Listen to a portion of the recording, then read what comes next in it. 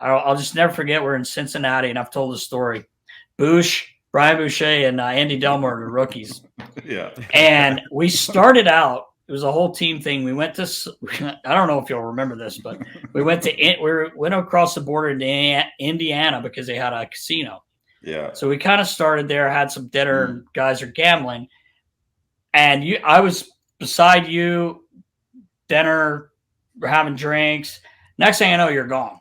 Yeah. And I just remember, like, fuck is Myhres? Like, yeah, we'll find him. Yeah, I'm sure we'll run into him. So we end up going back into Cincinnati. That's where we were.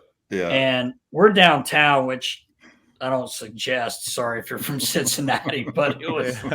We're in a little shady area, and we had a couple friends with us, and it was me and Deli and Boucher. And I swear to God, it was like out of nowhere. You came walking through the door, and this was this old house, and it was a bar. It was on the second floor, and it was like kind of like a college-y bar or something.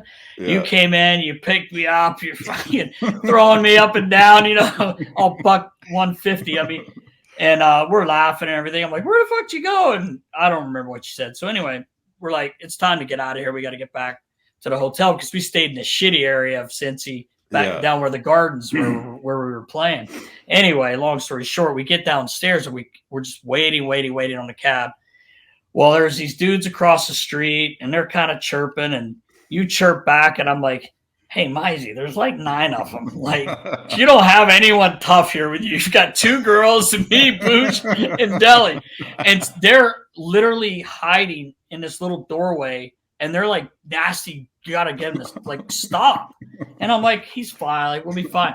Next thing you know, you're like, this guy chirps at you and you're like, fuck you, like, I'm like, oh boy. I'm like, so I think, Myhres really likes me.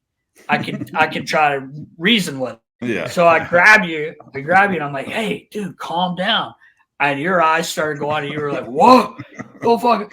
And so you start chasing me. What? So, oh yeah, true story.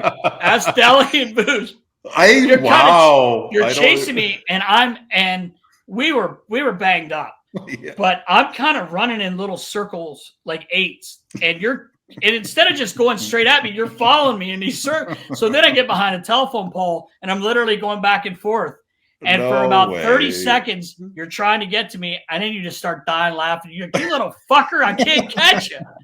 I'm like, I'm scared to death for one. You're not going to catch me. And then you just start laughing. You hug me. We walk down the street, get in a cab, and go home. But the next morning, the next morning, you walk into the rink, and I'm like, you're like, nasty, what's up? And I'm like, look, I'm like, dude. And you're like, what?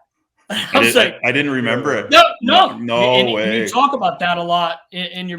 Yeah. And I don't mean to make light of it or make fun of it, but now looking back, I see, you didn't. So I told you I was out of shape. I couldn't catch you. That was quick though, dude. I was only about 26 or 25 years old then, or 26 years old. So, man. Well, I was so scared you weren't catching me because I knew I was dead. God, what? Yeah, honestly, there's literally just a few moments of the Phantoms that I can remember.